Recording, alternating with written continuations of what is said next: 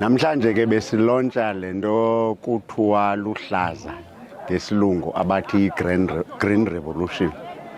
Siyenza ke siyilelali yaseGoboti.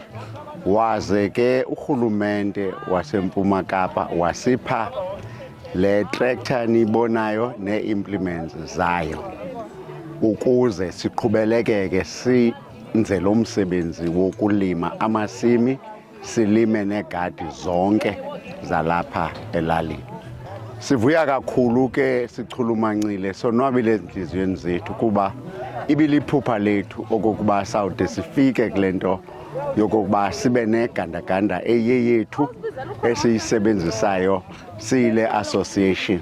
So sonwabe kakhulu ke emphefumulweni yethu, sixolile olu suku lube luhle, lube mnandi kakhulu, lwaba nempumelelo enkulu kakhulu.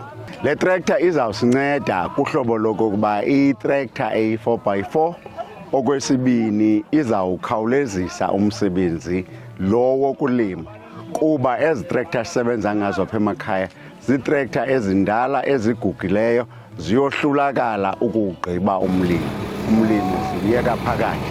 Lena ke igandaganda iza kusinceda ngoba intsha izawuba nobomi obude, izawukwazi nokusikhavarisha ekwenzeni indima enkulu apha emlimeni.